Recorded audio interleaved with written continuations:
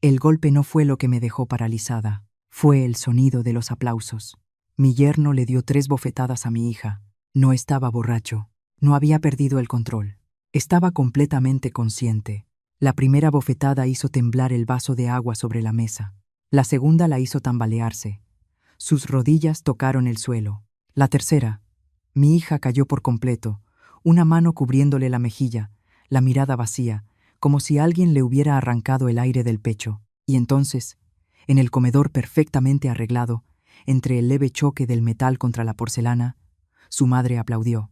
No fue un aplauso fuerte, solo 2 palmadas secas, clap, clap, pero fueron suficientes para dejarme inmóvil. 30 segundos en los que no grité. No corrí hacia ella. No abracé a mi hija como una madre debería haberlo hecho. Durante esos 30 segundos, mi hija yacía en el suelo, con los hombros temblando. Durante esos 30 segundos, mi yerno estaba de pie, respirando con fuerza, como si acabara de cumplir algo que tenía que hacerse. Durante esos 30 segundos, la mujer que acababa de aplaudir me miraba, con una calma tan fría que helaba la sangre, como si estuviera esperando que yo aceptara. Y yo, en ese instante, no era una madre. Era alguien que sentía cómo todas las piezas dentro de mi cabeza encajaban. Comprendí algo aterrador. Esto no era la primera vez. Y si reaccionaba mal en ese momento, tampoco sería la última. Cuando por fin hablé, el comedor quedó en silencio absoluto. Pero antes de que pienses que fui débil, déjame contarte. ¿Por qué esos 30 segundos de silencio se convirtieron en el inicio de un derrumbe que nadie en esa casa vio venir? Me miraban como se mira a una madre paralizada por el miedo. La mirada de mi yerno pasó por mí muy rápido, mitad evaluándome, mitad despreciándome. Pensó que yo tenía miedo, tal vez, en su cabeza. Yo solo era una mujer de mediana edad que había venido a una cena familiar. Había presenciado algo fuera de control y no sabía qué hacer después. Su madre era distinta. Ella me observó por más tiempo. Su mirada no era apresurada ni tensa. Era la mirada de alguien que había ganado demasiadas veces. Creía que me entendía.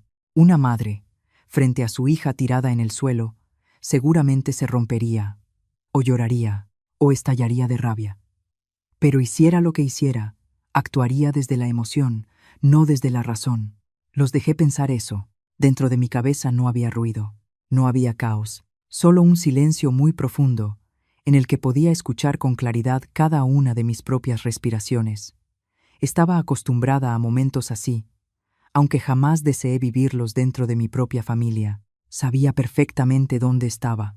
Sabía que ese comedor, con la mesa de madera oscura, el cuadro religioso ligeramente torcido en la pared y el reloj de péndulo, marcando cada segundo con un sonido seco, pronto dejaría de ser un hogar. Se convertiría en la escena de la verdad.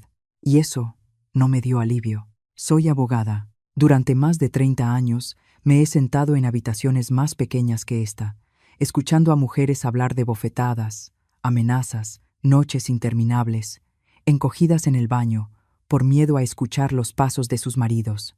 He estado frente a los tribunales, leyendo expedientes fríos, defendiéndolas con palabras precisas, con pruebas, con la ley. He visto a muchos hombres derrumbarse, a muchas familias romperse, a muchas mujeres alzar la cabeza por primera vez. Y llegué a creer, en cierta medida, que entendía la violencia doméstica, hasta que vi a mi hija tendida en el suelo. No hay libro que te enseñe a ser madre en un momento así. No hay ley que te prepare para ver a la niña que cargaste en brazos cubrirse el rostro como si escondiera una culpa que no le pertenece. Entonces, comprendí algo que me oprimió el pecho. Podía nombrar cada acto incorrecto en esa habitación, pero no podía hacer retroceder el tiempo. Un pensamiento cruel se abrió paso en mi mente. Me había perdido algo. Recordé las veces que venía a visitarme con mangas más largas de lo normal, sus respuestas cortas, siempre acompañadas de una sonrisa apresurada. Recordé haberle preguntado, ¿estás cansada? Y su respuesta, no pasa nada, mamá. Le creí, porque quería creerle, porque estaba demasiado acostumbrada a pensar que, si algo era grave, ella me lo diría. Ahora, en esa habitación, entendí que el silencio de mi hija no era confianza, era resistencia. La culpa no llegó como una ola. Llegó despacio, persistente, como el agua filtrándose en la piedra. Yo estaba allí, escuchando a mi yerno decir algo, tal vez una disculpa a medias, tal vez una justificación conocida, pero en realidad no lo oía. En mi mente, viejos casos reaparecían, superpuestos al rostro de mi hija. Yo les había preguntado a otras mujeres, ¿por qué no hablaste antes? Y ahora esa pregunta regresaba, golpeándome de frente. Me sentía fuerte y al mismo tiempo impotente. Fuerte, porque sabía qué debía hacer después.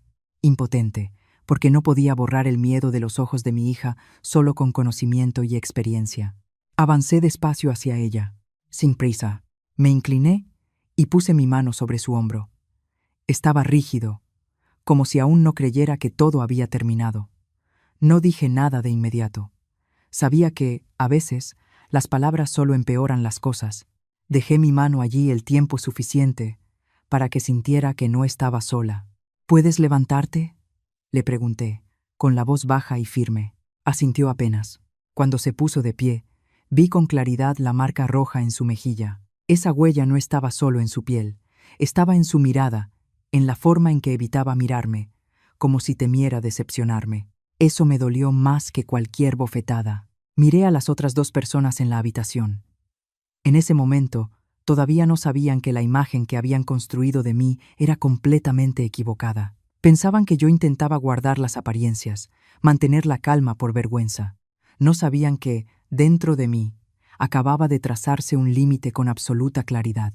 No era la madre débil que ellos imaginaban, pero tampoco era una heroína sin cicatrices. Era una mujer que acababa de entender que el conocimiento no protege a quien amas, si tu corazón no está lo suficientemente cerca para escuchar. Y al reconocerlo, por doloroso que fuera, supe algo más.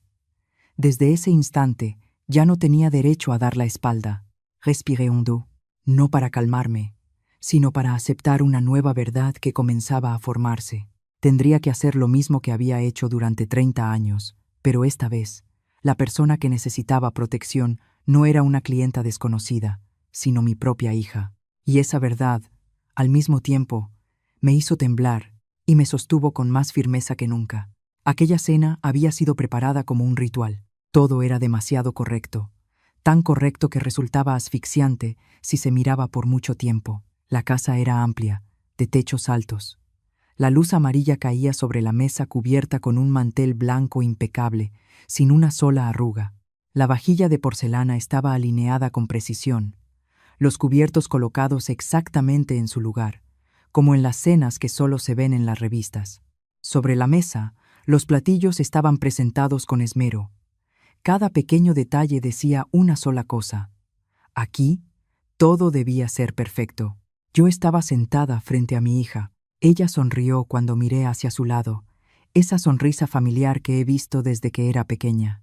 Pero bastó observar un poco más para darme cuenta de que la mano que descansaba sobre su muslo temblaba levemente, muy leve, muy disimulado, como si ella misma no quisiera admitirlo. Pensé que me había equivocado. Me dije que quizá solo estaba nerviosa por la cena familiar, por querer que todo transcurriera sin problemas. Afuera, el calor del verano todavía se sentía, aunque ya había anochecido. Sin embargo, ella llevaba una blusa de manga larga. No era nada especial. De color claro, discreta. Recuerdo que estuve a punto de preguntarle, ¿no tienes calor? Pero esa pregunta se me quedó atorada en la garganta. No quería hacerla sentir incómoda frente a la familia de su esposo. Y en ese momento elegí el silencio, como tantos otros lo han hecho antes. Su suegra estaba sentada en la cabecera de la mesa. Hablaba con suavidad, con una voz pareja, cada palabra cuidadosamente elegida. Me preguntó por mi trabajo, por mi salud, por asuntos cotidianos. La sonrisa no se le borraba del rostro, pero su mirada era afilada. Pasó por encima de su nuera, se detuvo apenas un instante, y luego volvió hacia mí, como si no hubiera nada digno de atención. Esta muchacha es un poco torpe, dijo, con el mismo tono dulce. Pero ya se acostumbrará. Las mujeres tienen que aprender a aguantar para que la familia esté en paz. La frase cayó sobre la mesa como una hoja de papel. Nadie reaccionó. Mi yerno sonrió con desgano y asintió. Mi hija bajó la cabeza, tomó los tenedor para agarrar la comida, pero le tembló tanto la mano que el trozo de carne volvió a caer en el plato con un sonido muy leve. Yo lo escuché. No sé si los demás lo oyeron. La miré. Ella no me miró a mí. Su mirada se desvió, como si temiera tropezar con algo. De pronto sentí una sensación conocida, esa que he visto en muchas otras mujeres, en oficinas cerradas, cuando hablan de su matrimonio. Es la sensación de quien intenta que todo parezca normal, aunque por dentro ya esté resquebrajado. «Come», dijo mi yerno, sin levantar la voz, pero lo bastante alto para que todos lo escucharan. «No hagas perder el tiempo a los demás». Ella asintió y comió en silencio. Vi cómo tensaba la mandíbula, como si no solo estuviera tragando la comida, sino también palabras que nunca dijo. En mi cabeza apareció una pregunta, y enseguida se apagó. ¿Desde cuándo? ¿Desde cuándo vive así? ¿Desde cuándo aprendió a guardar silencio para que la cena no se interrumpa, para que la sonrisa en la mesa no se rompa? Su suegra siguió hablando, contando chismes de vecinos, de mujeres que no saben cuidar a su marido, de que los hombres son de carácter fuerte, y eso es normal. Cada frase venía envuelta en una preocupación fingida, pero por dentro llevaba pequeñas agujas. Yo escuchaba, y algo en mi pecho se iba hundiendo. Empecé a entender que esa cena no era una reunión familiar, era un escenario, donde cada quien tenía un papel asignado. Observé más. Mi hija hablaba poco. Cuando lo hacía, su voz era baja y pareja, sin la naturalidad que yo conocía. Mi yerno respondía por ella varias veces, como por costumbre. Cada vez, ella solo guardaba silencio y asentía, sin resistirse, sin oponerse, como si fuera lo normal. Hubo un instante, muy breve, en el que la vi llevarse la mano a la muñeca y bajar un poco más la manga. El gesto fue tan rápido que, si no hubiera estado mirando justo en ese momento, lo habría pasado por alto. Mi corazón empezó a latir más fuerte. Sabía lo que estaba viendo, pero no tenía el valor suficiente para nombrarlo. Recuerdo que traté de tranquilizarme. Quizá estaba siendo demasiado sensible. No quería creer que mi hija, criada en una familia amorosa, estuviera viviendo con miedo justo frente a mis ojos. Estaba acostumbrada a enfrentar el dolor ajeno, pero cuando esa historia amenazaba con ser la mía, dudé. La cena avanzó en un ambiente pesado, aunque por fuera nadie lo notara. El sonido de los cubiertos chocando con los platos se repetía de manera monótona. Las conversaciones de compromiso se iban encadenando, y debajo de todo aquello correcto había un silencio muy profundo, muy antiguo, que existía desde antes de que yo pusiera un pie en esa casa. Empecé a comprender que la violencia no necesita ser ruidosa para existir. Vive en las miradas esquivas, en las palabras que se tragan, en la forma en que una mujer aprende a medir cada movimiento para no incomodar a nadie. Vive en el miedo disfrazado de cortesía. Y yo, en esa cena aparentemente perfecta, estaba sentada justo en el centro de una verdad que apenas empezaba a tocar. No lo veía todo, pero sabía que había llegado demasiado tarde para que todo siguiera siendo sencillo. Las cosas no ocurrieron tan rápido como muchos imaginan cuando piensan en la violencia. No hubo gritos. No hubo un estallido de furia. Llegó despacio, casi con calma, como una costumbre repetida demasiadas veces. Mi yerno se levantó de la silla. Solo un movimiento pequeño. La silla rozó el piso y produjo un sonido breve. Ese sonido lo escuché más claro que cualquier otro en la habitación. Mi hija seguía sentada, la espalda recta, la mirada fija en la mesa. No preguntó qué estaba pasando. No levantó la vista. Su cuerpo parecía acostumbrado a anticipar el siguiente paso. «¿Qué estás haciendo?», murmuró ella, con una voz que casi se perdió en el aire. La primera bofetada no fue fuerte. Pareció más un recordatorio que un arrebato. La mano tocó su mejilla con un sonido seco y breve. El vaso de agua vibró ligeramente sobre la mesa. Vi cómo su hombro se estremecía, pero ella siguió sentada, como si intentara que nada se saliera de control. «¿Cuántas veces te lo he dicho?», dijo mi yerno, con una voz pareja, ni alta ni baja. «Come como se debe». Nadie habló. Nadie se levantó. Miré alrededor de la mesa. Su suegra bajó los cubiertos con extrema lentitud, con cuidado, como si temiera rayar la superficie. No parecía sorprendida. Al contrario, en sus ojos había algo parecido a la expectativa. La segunda bofetada llegó más rápido. Mi hija no alcanzó a esquivarla. Su cabeza se inclinó hacia un lado, el cabello cubriéndole media cara. Esta vez, la silla se movió un poco, y vi cómo su rodilla tocaba el suelo. Un sonido mínimo, pero suficiente para que mi corazón se encogiera. Yo permanecí inmóvil. Escuché claramente los latidos de mi propio corazón. En ese instante, ya no estaba en la mesa. Estaba en otra habitación, muchos años atrás, donde una mujer me había dicho que sabía cuándo su esposo iba a golpearla solo con ver cómo apoyaba la mano sobre la mesa. Yo había asentido, tomado notas, prometido ayudar, y ahora estaba viendo esa misma señal frente a mí. «Ya basta», susurró mi hija. No era una protesta. Sonaba más como una súplica dicha demasiadas veces. La tercera bofetada fue la que lo derrumbó todo. No por la fuerza, sino por su significado. Mi hija cayó por completo al suelo, una mano cubriéndole la mejilla, el cuerpo encogido en un reflejo muy conocido. Lo vi con claridad.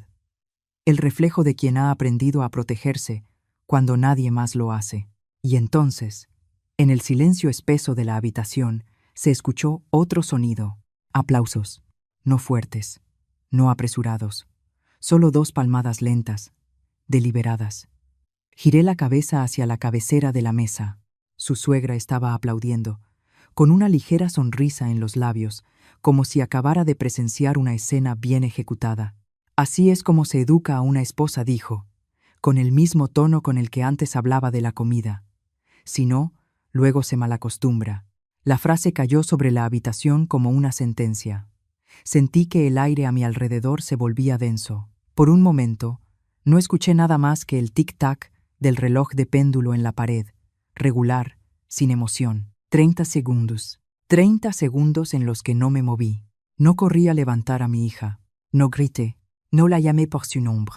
Si alguien me hubiera mirado en ese momento, habría visto a una mujer de pie, el rostro inexpresivo, los brazos caídos a los costados, pero dentro de mí, todo se movía a otra velocidad. Veía con claridad la posición de cada persona en la habitación. Registraba la distancia entre mi yerno y mi hija. Escuchaba cada frase, cada palabra pronunciada. Recordaba la mirada de su suegra, la forma en que aplaudía, las palabras que usaba. Estaba construyendo una imagen, no para entender, sino para no olvidar. Sabía que, si reaccionaba desde la emoción en ese instante, les daría justo lo que necesitaban. Una madre fuera de control, una escena fácil de distorsionar. También sabía que mi hija estaba tirada en el suelo y que cada segundo que pasaba era una tortura para ella. Esa tensión me atravesaba el pecho, pero aún así permanecí inmóvil. Mi yerno me miró. Esta vez, su mirada era distinta. Había un poco de desafío, un poco de sorpresa. Estaba esperando que yo estallara, o al menos que protestara. Cuando no hice nada, esbozó una sonrisa mínima, como si acabara de confirmar que todavía tenía el control. Su madre también me observaba. Su mirada era inquisitiva, como si intentara leer qué papel elegiría yo en esa obra. La madre que protege a su hija, o la mujer razonable que guarda las apariencias de la familia. 30 segundos pasaron, más largos que cualquier audiencia judicial a la que haya asistido. Luego inhalé hondo. No para calmarme, sino para que no me temblara la voz. Di un paso hacia mi hija, solo un paso. El movimiento fue mínimo, pero vi cómo la mirada de mi yerno se ensombrecía. «¿Puedes levantarte?», pregunté, con la voz baja y clara. Ella me miró, con los ojos llenos de sorpresa. Tal vez ya estaba acostumbrada a que la gente volteara la cara en momentos como ese. Asintió apenas. Extendí la mano, sin prisa, sin jalarla con fuerza. Cuando su mano tocó la mía, sentí el temblor que había estado escondiendo durante toda la cena. No dije nada más. Solo la ayudé a ponerse de pie. La senté en la silla y acerqué la silla para que no tuviera que sostenerse sola. Cada gesto mío fue lento, deliberado. Lo sabía. Cada acción en ese instante estaba siendo observada. Estaba siendo recordada de formas distintas. Cuando me di la vuelta para quedar frente a esas 2 personas, ya estaba lista. No para enfrentarme de inmediato, sino para entrar en una etapa que yo conocía mejor que nadie. Pero en ese momento seguí en silencio. Ese silencio ya no era parálisis, era una línea que acababa de trazarse, clara, y sin posibilidad de retroceder. El silencio no terminó con un grito, sino con un movimiento pequeño dentro de mi bolso. Abrí el cierre despacio, sin apuro, sin mostrar ninguna emoción. En ese instante, sentí con claridad las miradas de los dos siguiendo cada uno de mis movimientos, como si esperaran que yo hiciera algo incorrecto para poder agarrarse de eso. Saqué el teléfono. Solo eso. Pero la habitación cambió de inmediato. Mi yerno se movió, se enderezó en la silla. Su madre inclinó un poco la cabeza. La sonrisa en sus labios se hizo más delgada. Yo ya conocía ese cambio. Era igualito al instante en una sala de interrogatorio, cuando alguien se da cuenta de que su historia está a punto de dejar de estar bajo control. No los miré en ese momento. Primero miré a mi hija. Estaba sentada muy quieta, con las manos sobre los muslos, la espalda recta como un hilo estirado hasta el límite. Sus ojos estaban clavados en el piso, pero yo veía cómo su respiración se desordenaba. Puse mi mano sobre el dorso de la suya, apenas rozándola, no para tranquilizarla, sino para hacerle saber, a partir de aquí, todo va a seguir otro orden. Toqué un botón en la pantalla. Apareció un icono pequeño. La grabación ya estaba encendida. ¿Qué fue lo que usted dijo?, pregunté, con una calma que hasta a mí me sorprendió. La suegra de mi hija me miró y soltó una risita, como si yo acabara de decir una broma fuera de lugar. Dije que hay que enseñarla, respondió, aún con voz suave. Es cosa de familia. Yo asentí, como quien toma nota. Levanté el teléfono un poco más, lo suficiente para que vieran la pantalla. ¿Puede repetir eso?, continué. Estoy grabando. Esta vez el silencio cayó de golpe. Mi yerno volteó a ver a su mamá. En su mirada cruzó algo parecido al pánico, y enseguida lo escondió. Su madre ya no se rió. Me miró con atención, como si fuera la primera vez que realmente me veía. ¿Qué está haciendo?, preguntó, con la voz un poco más alta. Estoy recopilando palabras, respondí, para aclarar el contexto. Escuché a mi yerno aspirar profundamente. Usted no tiene derecho, empezó. Sí lo tengo, lo interrumpí, sin alzar la voz. Esta es una casa particular, y yo soy invitada. No hay ningún aviso de prohibido grabar. Y además, esto es una situación con señales de violencia familiar. Vi cómo su mirada vacilaba. No estaba acostumbrado a que lo llamaran por su nombre, con palabras exactas, palabras sin emoción, sin negociación. Su madre apoyó la mano sobre la mesa. Esta vez no con cuidado. No haga grande el asunto, dijo. Estamos corrigiendo a nuestra nuera. Usted es su mamá. Debería entender. Entiendo perfectamente, contesté. Y por eso mismo necesito que lo diga con claridad. Giré el teléfono hacia ella, como una invitación, sin presionarla, sin amenazar, solo dejando un espacio vacío, esperando que lo llenara con sus propias palabras. Ella abrió la boca y se detuvo. Vi con claridad el momento en que calculó. Quizá era la primera vez en su vida que una frase, antes tan fácil de soltar, se volvía pesada. Mi yerno miró de reojo la puerta de entrada y luego volvió a verme. Lo reconocí al instante. El reflejo de quien acaba de perder el control. Hablamos después, dijo, intentando sonar normal. No haga escándalo. No respondí. Estamos hablando ahora. Marqué el número, ni rápido ni lento. Puse el teléfono en altavoz para que todo sonara claro, transparente. El tono de llamada sonó, con su ritmo parejo. Mientras esperaba que contestaran, mantuve la mirada en mi hija. Vi cómo sus hombros bajaban apenas un poco, pero lo suficiente para que yo entendiera que algo estaba cambiando. Cuando la voz del otro lado de la línea se escuchó, mi yerno dio un paso hacia mí y se detuvo.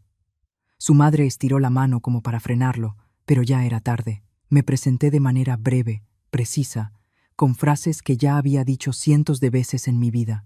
No adorné nada. No me extendí. Solo expuse los hechos. Acaba de ocurrir un acto de violencia, dije. La víctima está aquí. Yo soy testigo. Nadie me interrumpió. Nadie se rió. Nadie me dijo que estaba exagerando. La habitación, que antes estaba llena de ruido hecho de cosas no dichas, quedó completamente en silencio. Mi yerno empezó a caminar de un lado a otro. Le dijo algo a su mamá en voz baja, pero no alcancé a escuchar. Ella se quedó sentada, la espalda recta, las manos entrelazadas. La vi tragar saliva. Un gesto mínimo, pero imposible de ocultar. Terminé la llamada y dejé el teléfono sobre la mesa. No los miré de inmediato. Volteé hacia mi hija. ¿Te duele?, pregunté. Ella asintió muy levemente. Sí, aquí estás conmigo, le dije. Nadie te va a tocar otra vez. Mi hija me miró con una mezcla de miedo y asombro. Tal vez nunca había escuchado esa frase dentro de esa casa. Apreté su mano un poco, lo suficiente para que sintiera firmeza. Cuando volví a mirar a esas dos personas, sus ojos ya eran otros. Ya no había la seguridad del principio. Ya no estaba esa superioridad. Solo quedaba un desorden de preocupación y enojo contenido. ¿Qué cree que está haciendo?, preguntó la suegra, con la voz baja, dura.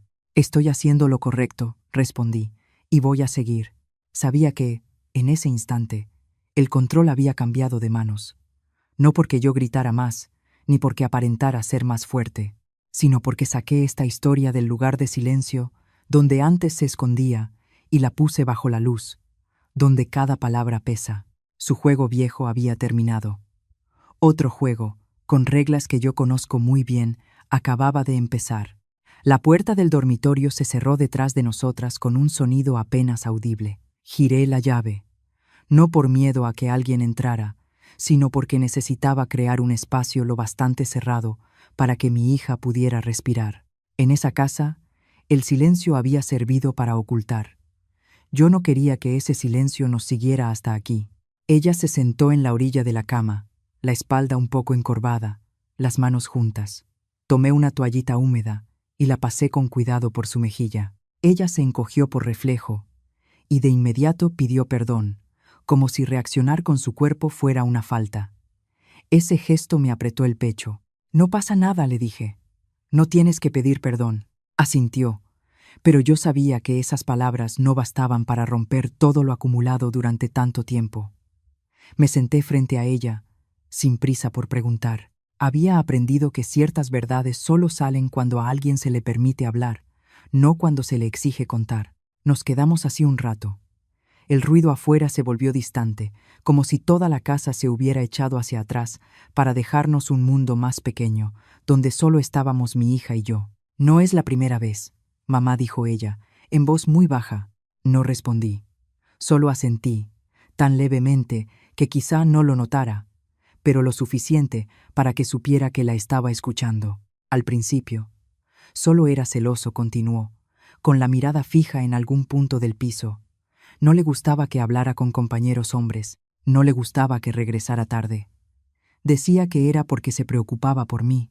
Recordé las veces que mi hija canceló planes con amigas, las reuniones familiares que se pospusieron por el trabajo de su esposo. No hice preguntas. Pensé que eran ajustes normales dentro del matrimonio. Luego empezó a revisar mi teléfono, dijo, como si estuviera contando una historia que ya no le pertenecía. Al principio preguntaba, después lo tomaba él solo. Decía que entre esposos no debía haber secretos. Sentí el pecho más pesado. Esas frases las había escuchado demasiadas veces, de demasiadas mujeres. Pero saliendo de la boca de mi hija, tenían otro peso. Se me iban encima, una por una, sobre la memoria. Pensé que, quizá necesitaba sentirse seguro, añadió, intentando mantener la voz tranquila. No quería complicar las cosas. Inhalé profundo. En mi mente, las señales se alineaban con una claridad dolorosa. Yo las había nombrado para otras personas. Había advertido sobre ellas, pero con mi hija elegí mirar distinto, con más suavidad, con más indulgencia. Después vino el aislamiento, dijo, casi en un susurro. Nunca me prohibió ver a nadie. Solo hacía que yo me sintiera cansada cada vez que quería salir. Siempre había un problema, una razón. Recordé las reuniones familiares a las que mi hija llegaba sola, diciendo que su esposo estaba ocupado. Le creí. No pregunté más, porque no quería pensar en la posibilidad de haber pasado algo por alto. Luego fueron las palabras. Continuó. Me decía que no era lo suficientemente buena, ni lo suficientemente hábil, ni lo suficientemente comprensiva. Cada vez que yo reclamaba, decía que era demasiado sensible. Vi cómo apretaba las manos. Coloqué la mía sobre la suya. Esta vez no se apartó. ¿Sabes, mamá?, dijo, con la voz apenas temblorosa. Hubo momentos en que empecé a preguntarme si de verdad el problema era yo. Esa frase fue como un corte. Sentí los ojos arder, pero mantuve la voz firme. Sabía que, si dejaba salir la emoción en ese instante, ella volvería al papel que conocía bien, el de consolar a los demás. Después me empujó, dijo, más rápido, como si temiera detenerse. Solo un empujón. Se disculpó de inmediato. Dijo que estaba estresado. Cerré los ojos por un instante. Recordé los casos que empezaron con «solo fue una vez». Las disculpas. Las promesas. Recordé cuántas veces había dicho que la violencia no desaparece por sí sola. Mi suegra lo sabía, todo continuó. Y esta vez su voz se endureció. No solo lo sabía, ella le enseñaba. Abrí los ojos y la miré de frente. Ella decía que un hombre tiene que ser duro para que la esposa obedezca, contó. Decía que yo debía aprender a aguantar, igual que ella lo había hecho. En ese momento, sentí que algo dentro de mí se rompía. No por sorpresa, sino por la certeza fría de una verdad. La mujer que yo había visto en la mesa no era una espectadora. Era el centro de todo. Hubo una vez, dijo, bajando la voz, que incluso me dijo que escondiera los moretones, para que la gente no hablara mal de la familia. Giré el rostro, no para evitar verla, sino para ocultar el temblor que me subía por el cuerpo. Las imágenes regresaron. Mi hija con mangas largas en pleno calor, con sonrisas forzadas, con silencios excesivos. Todo había estado ahí. Yo lo había visto, pero no había mirado lo suficiente. Pensé en decírtelo, mamá dijo, como si leyera mis pensamientos. Pero cada vez que imaginaba que te preocuparías, que te culparías, me detenía. Esta vez no pude contenerme. Las lágrimas cayeron, sin ruido, sin dramatismo, silenciosas, como el silencio que había envuelto esta historia durante tanto tiempo. La abracé. Ella se recargó en mí con cuidado, como si aún no estuviera acostumbrada a apoyarse en alguien. Me sentí derrumbarme de una forma distinta a la que había imaginado. No porque fuera débil, sino porque entendí que el conocimiento, la experiencia, todo aquello de lo que me sentía orgullosa, no me habían permitido ver antes el dolor que tenía frente a mí. Susurré, con la voz áspera, «Perdóname». Ella negó con la cabeza, pero yo sabía que esa disculpa era necesaria, no para borrar lo ocurrido, sino para reconocer que había pasado por alto señales que debía haber visto. Nos quedamos ahí, en esa habitación cerrada, con la verdad desplegándose capa por capa. Los celos, el control, el aislamiento, la violencia, ya no eran conceptos lejanos, tenían nombre, forma, memoria, y estaban entre nosotras, pesados, pero ya no invisibles. En los días siguientes, nada se calmó como yo había esperado. Al contrario, se abrió otro frente, más silencioso, pero mucho más afilado. La violencia salió del comedor, pero no desapareció, solo cambió de forma. A la mañana siguiente, mi teléfono empezó a sonar sin parar. No eran llamadas de preocupación, eran voces desconocidas, frías, que se presentaban como abogados, representantes, personas autorizadas. Hablaban con frases impecables, bien armadas, pero debajo había un mensaje claro. No nos íbamos a quedar quietos. Usted está exagerando, dijo una voz masculina al teléfono, con una calma irritante. Esto es un conflicto familiar.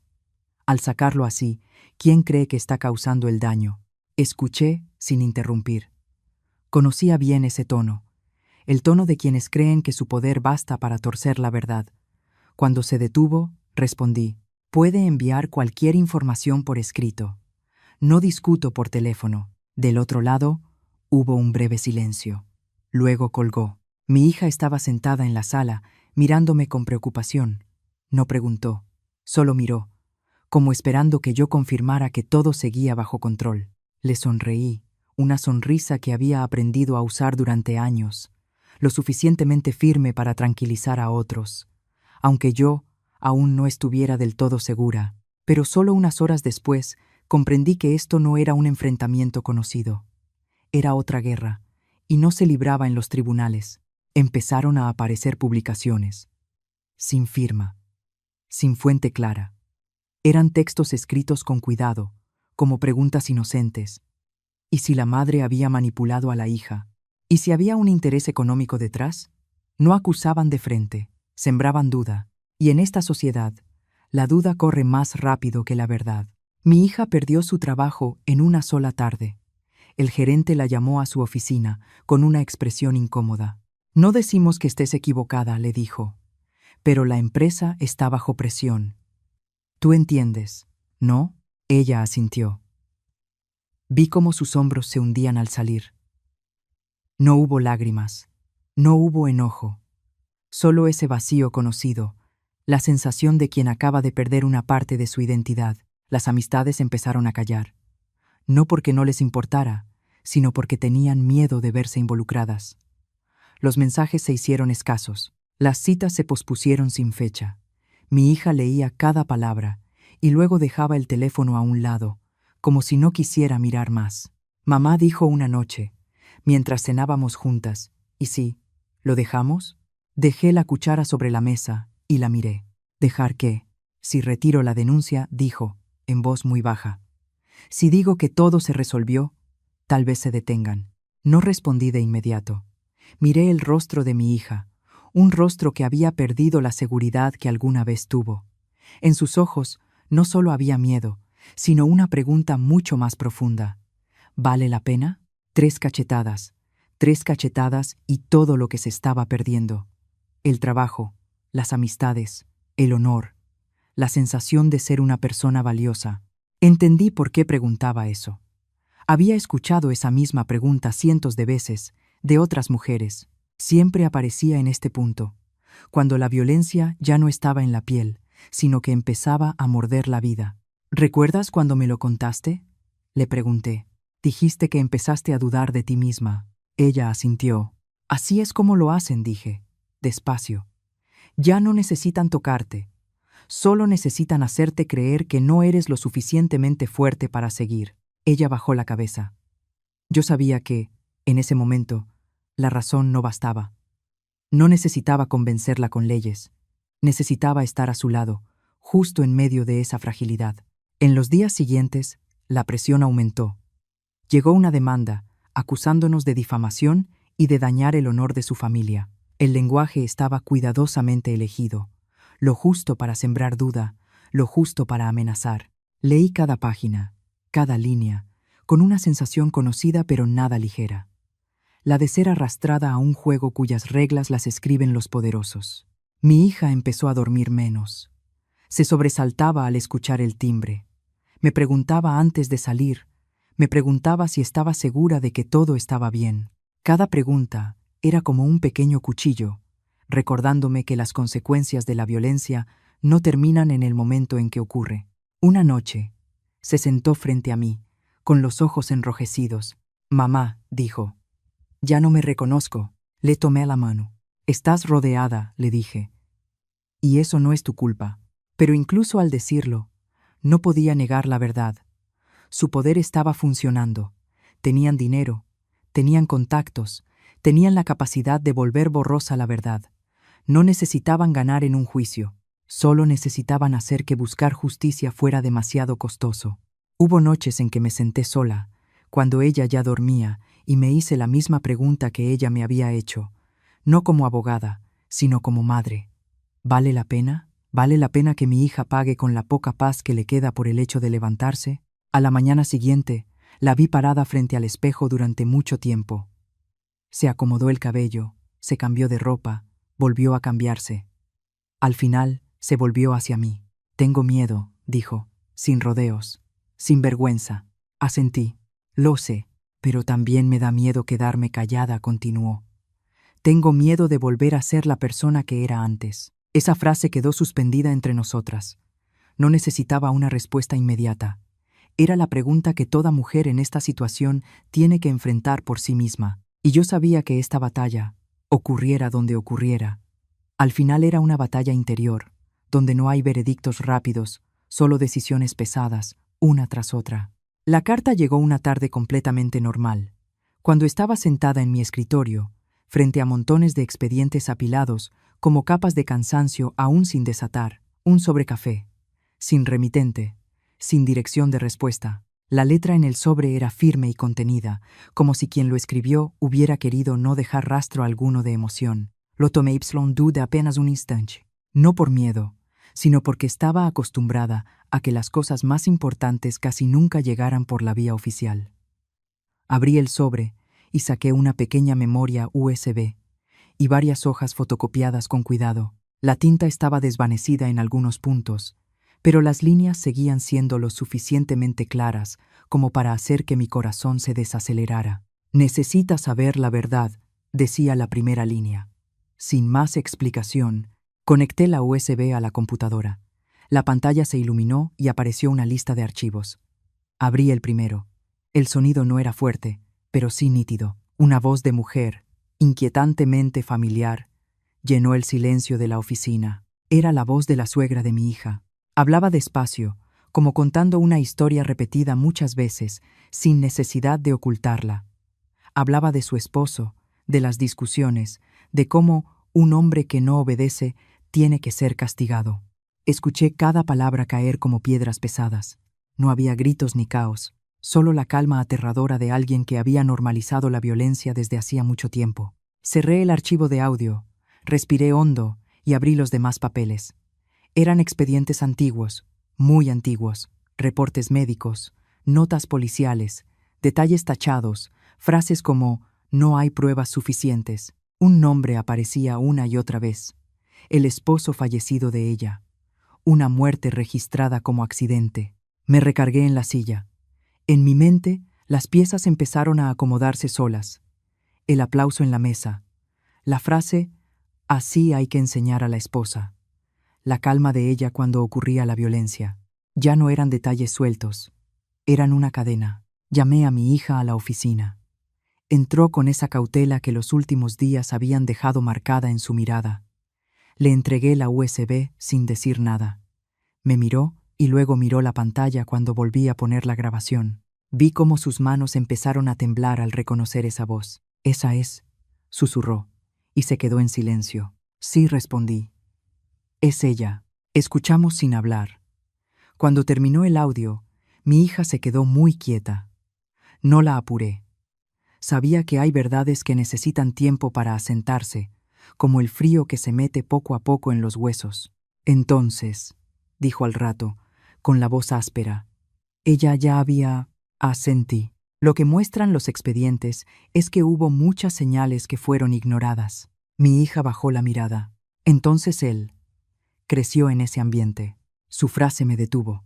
La miré. Vi su esfuerzo por entender, por unir causa y efecto. En sus ojos no había solo miedo, sino algo más. La confusión de quien acaba de darse cuenta de que la persona que le hizo daño también fue, alguna vez, una criatura herida. «Eso no borra lo que él hizo», dije, despacio. «Pero explica por qué esta cadena se repite». Ella guardó silencio. Yo sabía que en su cabeza resonaba otra pregunta, más pesada aún. Si se entiende el origen, ¿se puede perdonar? Yo también me lo pregunté. No por primera vez. Durante años de ejercicio profesional, vi muchos casos así. Personas violentas que antes fueron víctimas. Niños que aprendieron a amar a través del miedo. Yo lo había analizado, escrito, debatido en seminarios fríos. Pero nunca esa pregunta había estado dentro de mi propia familia, con rostros cuyos gestos conocía de memoria. «No sé qué se supone que deba sentir», dijo ella. «Una parte de mí siente lástima por él, pero otra parte está enojada», completé. «Y eso no es una contradicción». Ella levantó la vista, como buscando permiso. «Entender el origen no significa aceptar las consecuencias», le dije. «Puedes comprender y aún así poner límites». Volví a los papeles. La persona que los envió de forma anónima había dejado una última nota. «Esta cadena no se va a detener sola. Alguien tiene que nombrarla». Pensé en la suegra de mi hija, una mujer que vivió toda su vida dentro de un sistema donde la violencia se enseña, se hereda, se transmite como un legado torcido. Ella no era solo la que aplaudía desde afuera. Era quien había escrito el guión desde muy temprano. Su hijo, el hombre que golpeó a mi hija, era a la vez agresor y producto. Entender eso no me dio alivio. Al contrario, volvió la responsabilidad más pesada. Porque cuando la violencia se vuelve un sistema, no se resuelve señalando a una sola persona. Mi hija se levantó y caminó hasta la ventana. Miró hacia afuera, donde la luz de la tarde empezaba a apagarse. ¿Crees que ella sabe lo que hizo?, preguntó. Lo pensé un momento. Sí, respondí. Y probablemente se lo ha justificado durante muchos años. Mi hija volvió a mirarme. Entonces, ¿qué hacemos ahora? No respondí de inmediato. No porque no tuviera respuesta, sino porque sabía que esa pregunta no era solo para mí, era para las dos. Para la manera en que enfrentaríamos esta verdad sin dejar que nos devorara. Guardé los expedientes en el sobre con cuidado, como si fueran algo frágil. Sabía que desde ese momento nuestra historia había salido del ámbito de una sola familia. Tocaba algo más grande, más complejo, donde la línea entre entender y perdonar ya no era clara, donde cada decisión cargaba un peso moral que nadie más podía llevar por nosotras. Los días siguientes pasaron más lento de lo que esperaba. Ya no hubo llamadas insistentes, ni amenazas a medias. Ese nuevo silencio no era paz absoluta, sino la quietud que aparece cuando a una máquina de poder le quitan su engrane principal. Seguía ahí, pero ya no funcionaba igual. El resultado llegó de una manera muy cotidiana, sin momentos gloriosos, sin sensación de victoria, solo notificaciones breves, decisiones escritas en un lenguaje seco. La persona que ejerció la violencia pagó de la forma que el sistema permite, no lo suficiente para sanar todas las heridas, pero sí para terminar con el control que él creía permanente. La suegra perdió el lugar que había acostumbrado a ocupar. Nadie volvió a pedirle opinión. Nadie volvió a esperar su aprobación. Esa caída no fue ruidosa. Fue como un cuarto al que le sacan todo el aire, donde el poder que existía deja solo paredes vacías. Mi hija empezó nuevos días con cosas muy pequeñas. Se levantaba más temprano, se preparaba su café, se sentaba junto a la ventana a ver pasar los autos. Algunas mañanas guardaba silencio durante mucho tiempo. Algunas tardes se reía por algo sin importancia. Yo no la apuraba. Sabía que empezar de nuevo no es una gran decisión, sino una serie de elecciones pequeñas, repetidas. Consiguió otro trabajo, sin brillo, sin necesidad de demostrar nada, solo un lugar al que pudiera ir y volver cada día sin medir cada palabra. Una vez regresó a casa, dejó su bolsa y me dijo: «Hoy me sentí normal». Dijo la palabra normal, como si hablara de un lujo. Yo asentí, y para mí eso fue un gran avance. Algunas noches, cuando la casa ya estaba en silencio, me sentaba sola y pensaba en otras personas. En los rostros que se sentaron frente a mí en la oficina, en las voces temblorosas que me dijeron que ya no sabían cuánto más podían aguantar. No todas tienen la oportunidad de decir «ya basta», sin pagar un precio demasiado alto. No todas tienen una puerta por la cual salir a tiempo. Pensé en la imperfección de la justicia. Lo sabía desde hace años. La ley tiene límites. El sistema tiene grietas.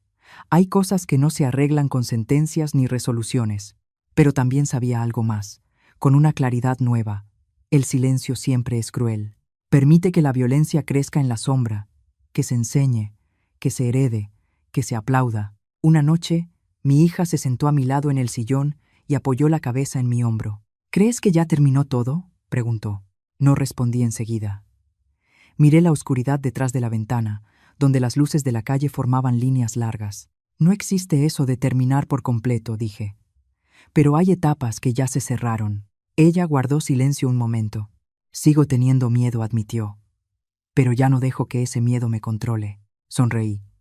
Esa era la diferencia más importante. En algunas conversaciones con conocidos los he escuchado decir: «Qué fuerte eres». No los corrijo. Pero sé que lo que nos trajo hasta aquí no fue la fuerza como la gente suele imaginarla. Fue la constancia, el nombrar lo que estaba oculto, el negarnos a volver al papel de siempre cuando la presión regresó. Hay historias que nunca se contarán. Hay personas que aún viven en cuartos donde el aplauso suena después de cada acto de violencia correctiva. Pienso en ellas no con lástima, sino como un recordatorio silencioso para mí misma. Cada vez que alguien dice su verdad, esa cadena se debilita un poco. Mi hija se levantó, entró a su cuarto y volvió con una fotografía vieja en la mano. Era una foto suya de niña, sonriendo, sin defensa alguna. Quiero poner esta en un lugar donde la vea todos los días, dijo, para recordar quién era antes de que todo empezara. La ayudé a colocar el marco en el estante. La luz de la lámpara iluminó el rostro de la foto, un poco más que el resto del cuarto.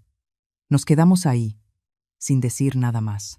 Sabía que el camino por delante aún tendría curvas, habría días de cansancio, recuerdos que regresarían sin aviso, pero también sabía que una línea ya había sido trazada, no solo para ella, sino para todos los que fueron testigos de esta historia. La violencia existe mientras se oculta. Vive del miedo, de las palabras tragadas, de los aplausos disfrazados de enseñanza. Y el día en que alguien dice, ya basta, no con puños, no con venganza, sino negándose a guardar silencio, es el día en que esa cadena empieza a agrietarse, aunque sea despacio, aunque no sea perfecto. Miré a mi hija, que ahora estaba más erguida, respirando con más calma.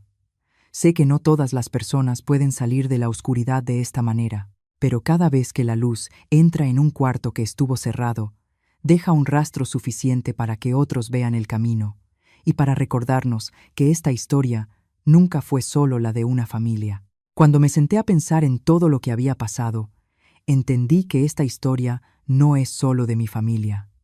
Es de muchas personas que han guardado silencio, que se han preguntado si estaban exagerando.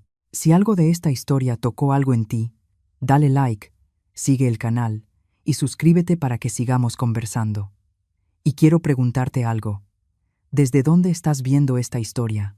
¿O has vivido o presenciado algo parecido? Tal vez lo que compartas sea la luz que alguien más está necesitando.